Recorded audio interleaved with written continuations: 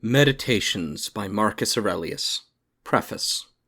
The writings of Marcus Aurelius, conventionally known as the Meditations, are unique in classical literature, the personal and philosophical diary written in Greek by an intellectual Roman emperor without any thought or intention of publication, and remain of unique interest and relevance to the modern world.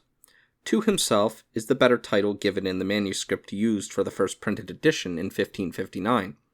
This manuscript is now lost. There is only one other complete manuscript. But neither this title nor the convenient division into books and chapters has any authenticity. Marcus wrote for himself, probably without title and certainly without planned overall structure. And he wrote in Greek because in the 2nd century AD, Greek was still the language of philosophy, read, written, and spoken with facility by most educated Romans. Marcus's Greek, lively, taut, spare, sometimes crabbed, is both a joy and a challenge to the translator. In a striking passage, Matthew Arnold described Marcus Aurelius as perhaps the most beautiful figure in history. He is one of those consoling and hope-inspiring marks which stand forever to remind our weak and easily discouraged race how high human goodness and perseverance have once been carried, and many be carried again. Essays in Criticism, First Series, London, 1865. Though Marcus himself would have rejected the extravagance of this praise, there is some truth in Arnold's rhetoric. Truth likewise in G.M.A. Grube's more recent characterizations of the Meditations as a strange, noble, and sad book. Marcus Aurelius, The Meditations, Indianapolis, 1983. What is certainly true is that the range, diversity, and honesty of Marcus's reflections on human life and death and the perspective of eternity, doubt and despair, conviction and exultation, all equally intense, have enduring power to challenge, encourage, or console. And there is the constant interest of the personal preoccupations, problems, and prejudices which give sharp life to Marcus's writing.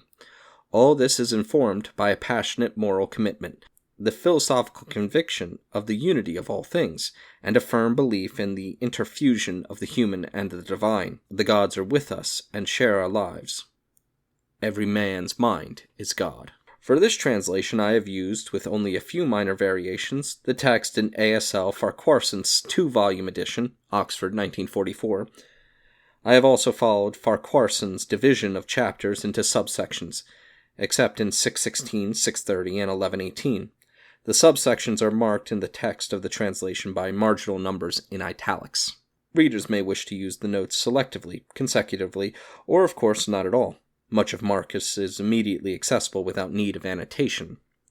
The notes are intended to give detail and or explanation where that might be helpful, and to provide a roadmap for the Meditations, so that at and from any point the reader may find either discussion or directions to discussion elsewhere.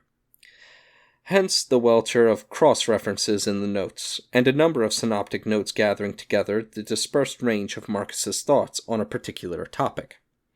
For example, Marcus on the Gods, note on 644. I have many debts of gratitude to the governors of Tonbridge School for granting me a sabbatical term in Michaelmas 2002, which accelerated what would otherwise have been the glacial pace of progress in the writing of this book. To Peter Carson and Lindith Vassay of Penguin for encouragement, help, and guidance. To Anna Rogers for her wonderfully calm and efficient management of the conversion of my unevenly legible manuscript to printer's copy. To Professor Tony Long for much detailed help and advice. To Andrew Crawshaw for giving us the use of his delightful house on the island of Andros, where much of this book was written. Above all, I am very grateful to Professor Diskin Clay of Duke University for kindly agreeing to write the introduction to this book. He has also provided the suggestions for further reading. Martin Hammond.